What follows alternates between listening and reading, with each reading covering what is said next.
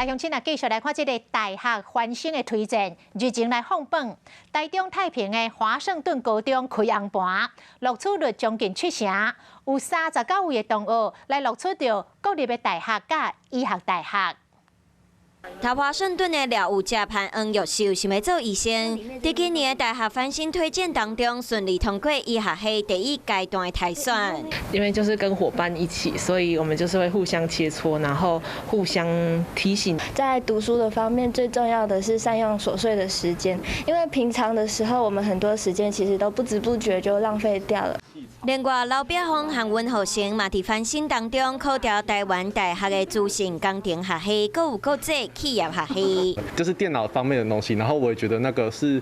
我真正的兴趣。学校有国际视野的课程，那我就在这个课程中，我就越来越发现说，我对这方面好像很有兴趣。这摆华盛顿高中有39位同学考调国立大学和医学大学，学校嘛鼓励学生继续走向家己的梦想。